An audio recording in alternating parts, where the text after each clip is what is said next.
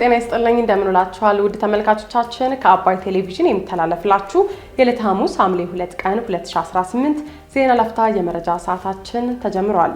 የህወሓት ቡድን ታጣቂዎች በትግራይ ጳጳሳት ላይ የግድያ ሙከራ አድርገዋል መባሉን ተከትሎ በክልሉ የተቃውሞ ሰልፍ መጠራቱን ሻዕቢያ የትግራይ ህዝብ ወዳጅ ሆኖ አያውቅም ያለው ስምረት ፓርቲ የፕሪቶሪያው ስምምነት ሲፈጸም ትግራይን ሙሉ በሙሉ አላወደምኩም በሚል ያኮረፈ ኃይል ነው ሲል መግለጹን በሳውዲ አረቢያ በሚገኙ የኢትዮጵያ ዜጎች ወቅታዊ ሁኔታንና የመብት ጥበቃን በተመለከተ ውይይት መካሄዱ መገለጹን ጨምሮ ሌሎች መረጃዎችን ይዘንላችሁ ቀርበናል። ዜናዎችን እየመራው ሀና ፍሳ ከእናንተ ጋር ቆይታ አደርጋለሁ። አብራችሁን ቆዩ። የህወሓት ቡድን ታጣቂዎች በትግራይ ጳጳሳት ላይ የግድያ ሙከራ አድርገዋል መባሉን ተከትሎ በክልሉ የተቃውሞ ሰልፍ ተጠራ። ከኢትዮጵያ ኦርቶዶክስ ተዋሕዶ ቤተክርስቲያን በመነጠል ራሱን መንበረ ሰላማ የትግራይ ኦርቶዶክስ ተዋሕዶ ቤተክርስቲያን ብሎ የሰየመው አካል በታጠቁ ኃይሎች ጥቃት ተፈጽሞብኛል ሲል በትናንትናው ዕለት በጽሕፈት ቤቱ በኩል ባወጣው መግለጫ ማስታወቁ ይታወቃል። ይህ በታጣቂዎቹ የተፈጸመው ጥቃት በተለያዩ አካላት ተቃውሞ የገጠመው ሲሆን ማህበረ ቅዱስ ያሬድ የተሰኘው ሃይማኖታዊ ማህበር ባወጣው መግለጫ ደግሞ ይህን ድርጊት ኮንኖታል። ማህበሩ በአክሱም በነበሩት በአቡነ ናትናኤልና በአቡነ አረጋዊ ላይ የተፈጸመው ይህ የግድያ ሙከራ የስርዓት አልበኝነትና የሽፍትነት ማሳያ ነው ሲል ነው የገለጸው። ስምረት ፓርቲ ያጋራው ይህ የማህበሩ መግለጫ በትግራይ የሚገኝ ሁሉም ምዕመን በክልሉ መንግስት እንደሌለ ተረድቶ ራሱን ለመከላከል አስፈላጊውን እርምጃ መውሰድ አለበት ብሏል። ሁሉም ምዕመን ነጭ ነጥላውን አድርጎ ለሰላም ዘብ እንዲቆምና እንዲማጸን የጠየቀው ማህበሩ በቀጣይ እሁድም በክልሉ የተቃውሞ ሰልፍ ጠርቷል። ይህ የተቃውሞ ሰልፍም በክልሉ ላሉ መላው የክርስትና እምነት ተከታዮች እየቀረበ ሲሆን በዕለቱ ከቅዳሴ በኋላ እንደሚተገበርም አስታውቋል። ዝርዝር ነገሮችንም ከቤተ ክርስቲያኗ አመራሮች ጋር ተነጋግሮ እንደሚያሳውቅ ነው የገለጸው። የግድያ ሙከራው በተከናወነበት አክሱም ያለው የህወሓት ቡድን አመራር የግድያ ሙከራ መፈጸሙን አምኖ ነገር ግን ጉዳዩ ተካበደ ሲል የግድያ ሙከራውን ለማቃለል ሞክሯል።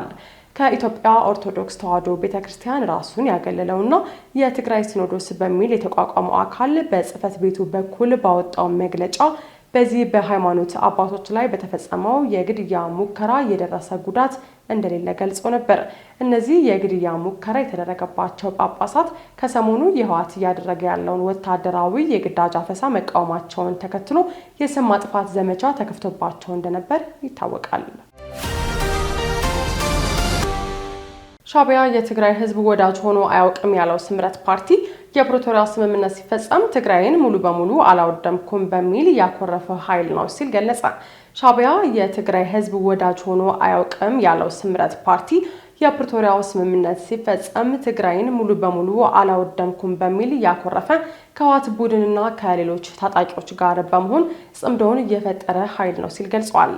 የስምረት ፓርቲ ጽሕፈት ቤት ኃላፊ ወይዘሮ አልማዝ ገብረ ጻዲቅ ከፋና ቲቪ ጋር ባደረጉት ቃለ ምልልስ የፌዴራል መንግስት ከህወሓት ቡድን ጋር የፕሪቶሪያውን የሰላም ስምምነት ሲፈራረም ትግራይን ሙሉ በሙሉ አላወደምኩም በሚል የሚጸጸትና ኢትዮጵያን ለማውደም የማይተኛ ኃይል ነው በማለት ተናግረዋል።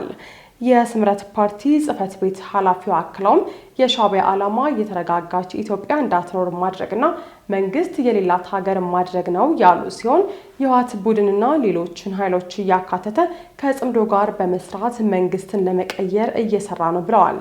ጽምዶ ከተለያዩ ጽምዶ የሆነ ጥምረት መፍጠር ለምን አስፈለገ? የእውነት የምዕራብ መሬትን ለማስመለስና ተፈናቃይ ለማስመለስ ነው? አይደለም። ጽምዶ ያስፈልግም ለሱ።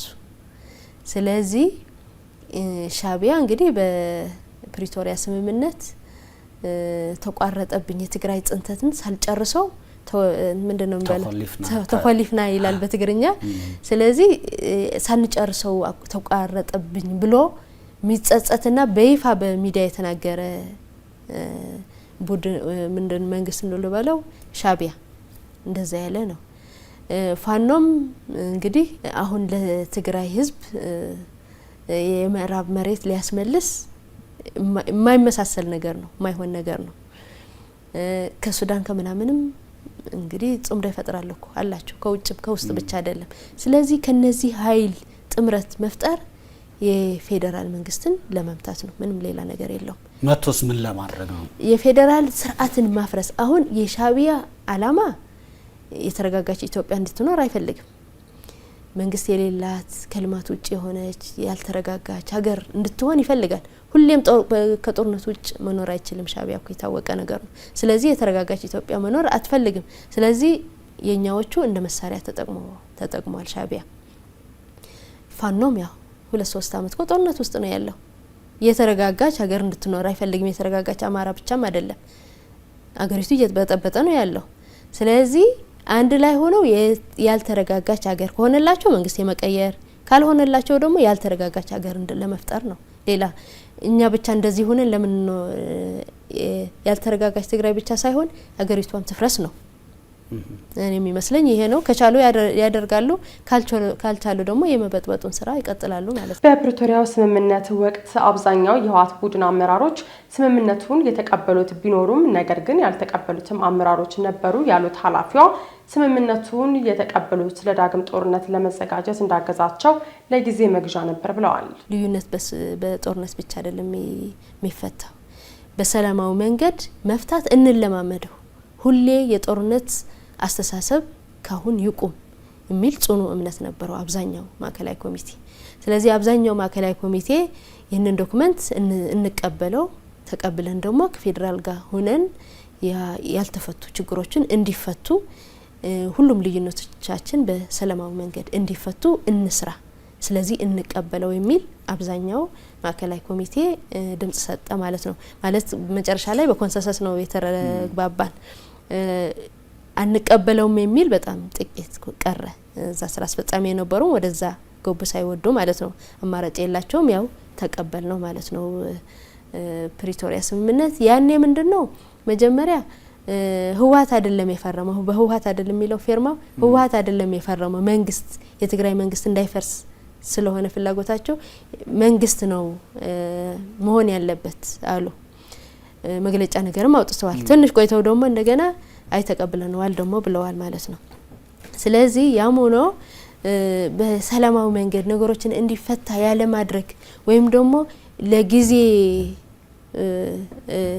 ጊዜ መፍጃ ነው የሚባለው ስለፈለጉት ያኔ ቶክስ ይቆማል ከዛ በኋላ እንደገና ወደ ጦርነት እንድንገባ ታሳቢ በማድረግ ነው እኔ እንደዛ ነው የምለው ያኔ ሊቋወሙትና ሰራዊት እንዳይፈርስ ምናምን የሚሉት ነገር ማለት ነው ጊዜ መግዣ ነበር እንደ ጊዜ መግዣ ስለፈለጉት ነው ሻቢያ በትግራይ ህዝብ ላይ የዘር ማጥፋት ወንጀል ፈጽሟል ያሉት የስምረት ፓርቲ ጽፈት ቤት ኃላፊ ወይዘሮ አልማዝ ገብረ ጻዲቅ የትግራይ ህዝብ ግን በጦርነት ወቅት ሻቢያ ምን እንደፈጸመ ያውቃል አሁን ግን ምንም ወንጀል እንዳልፈጸመ ከህወሓት ጋር ሆኖ በስምምነት ሲሰሩ ማየት ያሳፍራል በማለትም ተናግረዋል በሳውዲ አረቢያ በሚገኙ የኢትዮጵያ ዜጎች ወቅታዊ ሁኔታንና የመብት ጥበቃን በተመለከተ ውይይት መካሄዱ ተገለጸ የውጭ ጉዳይ ሚኒስትር ጌዲዮን ጢሞቴዎስ በኢትዮጵያ የሳውዲ አረቢያ አምባሳደር አብዱላሂ ቢን ሐሰን አልዛህራኒን በትናንትናው ዕለት በጽፈት ቤታቸው ተቀብለው ማነጋገራቸው ተገልጿል ውይይቱ ያተኮረው በአሁኑ ወቅት በሳውዲ አረቢያ በሚገኙ የኢትዮጵያ ዜጎች ወቅታዊ ሁኔታና መብት ጥበቃ ዙሪያ ላይ እንደነበረ ተመላክቷል ሳውዲ አረቢያ በርካታ ኢትዮጵያውያን የሚገኙባት የመካከለኛው ምስራቅ ሀገር ስትሆን ከነዚህ ውስጥም ቀላል የማይባሉት በኢመደበኛ መንገድ ወደ ሀገሪቱ የገቡ መሆናቸው ይነገራል ከዚህ በፊት የውጭ ጉዳይ ሚኒስቴር ሪያድ የሚገኘውን የኢፌድሪ ሚስዮንና ጂዳ የሚገኘው ቆንስላ ጽፈት ቤት በማስተባበር ባደረገው የዲፕሎማሲ ጥረትም በሳውዲ አረቢያ ለእስር ተዳርገው የነበሩ 1655 ዜጎችን የፍርድ ሂደታቸው ተቋርጦ የምህረት አዋጅ እንዲሰጣቸው ማድረጉን መግለጹ አይዘነጋም በሳውዲ አረቢያ የፍርድ ሂደታቸው ተቋርጦ የምህረት አዋጅ ከተሰጣቸው ኢትዮጵያውያን መካከልም ከ2 ሳምንታት በፊት 320 ዜጎች ወደ ሀገራቸው እንዲመለሱ መደረጉን ሚኒስቴሩ ማስታወቁን መዘገባችን ይታወሳል በትናንትናው ዕለት በተካሄደው ውይይት በኢትዮጵያ የሳውዲ አረቢያ አምባሳደር አብዱላሂ ቢን ሐሰን አልዛህራኒን በኢትዮጵያና በሳውዲ አረቢያ መካከል ያለው የረጅም ዘመን የሁለትዮሽ ግንኙነትና ታሪካዊ ትስስር የሚደነቅ መሆኑን ተናግረዋል ሁለቱ ወገኖች በጋራ ፍላጎት ፍላጎቶች በወቅታዊ ቀጠናዊ ሰላምና ደህንነት ጉዳዮች ላይ በስፋት መወያየታቸው ተጠቁሟል።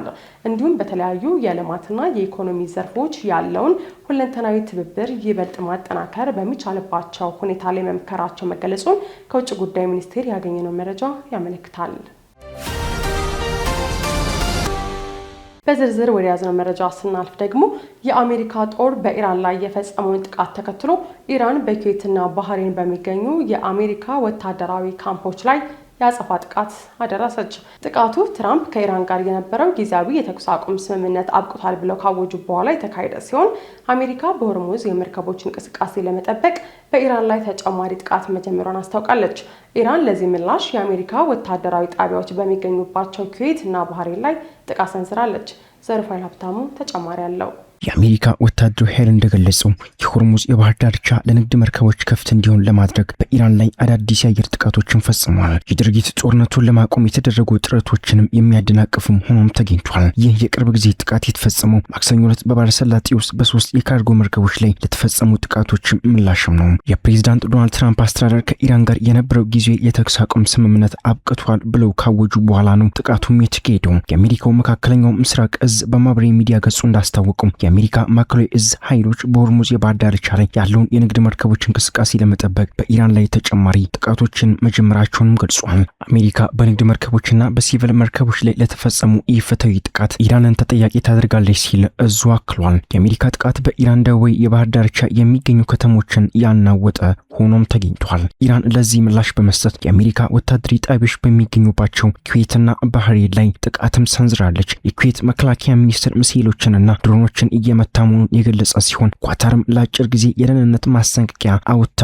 እንደነበርም ተዘግቧል። አንድ ስማቸው እንዳይገለጽ የፈለጉ የአሜሪካ ባለስልጣን ለሮይተርስ እንደተናገሩት ትላንት ረቡዕ የተካሄደው የአሜሪካ ጥቃት ከማክሰኞ በቁጥር እንደሚበልጥም ገልጸዋል። ትራምፕ በትሩዝ ሶሻል ገጻቸው ላይ ይህ ትላንት በኢራን ለተፈጸመው የመርከቦች ቦምብ ፍንዳታ የወሰድነው የበቀል እርምጃ ነው፣ እንደገና ከተደገመ ሁኔታው የከፋ ይሆናል ሲሉም ማስጠንቀቂያም ሰጥተዋል። የኢራን ዋና ተደራዳሪ መሐመድ ባቄር ጋሊባፍ በማህበራዊ ሚዲያ መልእክታቸው አሜሪካ ማስፈራራትና ቃል መግባት ውጤት እንደሌለው ገና አልተማረችም፣ በግልጽ ለመናገር ካጠቃችሁ እናንተም ትጠቃላችሁ ሲሉ ምላሽም ሰጥተዋል። የሆርሙዝ የባህር ዳርቻ የሚከፈተው በአሜሪካ ማስፈራሪያ ሳይሆን በኢራን ዝግጁነት ብቻ ነው ሲሉም በማከልም ገልጸዋል። ይህ የጥቃት ልውውጥ በሰኔ 17 የተፈረመው የመግቢያ ስምምነት ጦርነቱን ወደ ማቆም እንዲያመራ የነበረውን ተስፋም አጣጥሎታል። ትራምፕ በቱርክ በተካሄደው የኔቶ ጉባኤ ወቅት ስለ ስምምነቱ ሲጠየቁ ለኔ ስምምነቱ አብቅቷል፣ ከነሱ ጋር መነጋገር አልፈልግም ሲሉም ገልጸዋል።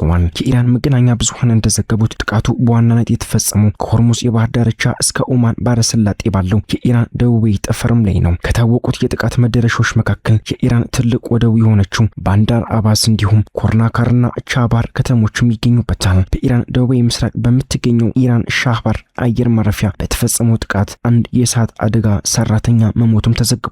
የኢራን የውጭ ጉዳይ ሚኒስትር ቃል አቀባይ እስማኤል ባጋይ የአሜሪካ ጥቃት በሆርሙዝ የባህር ዳርቻ መርከቦችም በሰላም እንዲያልፉ የማድረግ ኃላፊነት የኢራን መሆኑንና የሚደነግጉም የመግቢያ ስምምነት የጣሰ ነው ሲሉም ገልጸዋል። የኢራን ፓርላማ የብሔራዊ ደህንነት ኮሚሽን እንደ ቅልሻብ እርምጃ ከኒውክሌር ስርጭት መካከል ስምምነት መውጣት፣ የኒውክሌር መርህን መቀየርና የቀይ ባህር መግቢያ የሆነውን የባብኤል ማንዴብ የባህር ዳርቻ መዝጋት አማራጮች እንደሆኑም ገልጸዋል። ኢራን በተባበሩት መንግስታት የጸጥታው ምክር ቤት በላከችው ደብዳቤ አሜሪካ የተባበሩት መንግስታት ቻርተርና ዓለም አቀፍ ግዴታዎቿን በግልጽ መጣሷን በመግለጽ ጥቃቱ ሁለቱ ሀገራት የፈረሙትን የመግባቢያ ስምምነት የሚጻረር መሆኑንም አስታውቃለች። የዕለተ ሐሙስ የዜና ላፍታ የመረጃ ሰዓታችን የተከታተላችሁትን ይመስል ነበር። አብራችሁ ስለቆያችሁ ከልብ እያመሰገን በያላችሁበት መልካም ቀን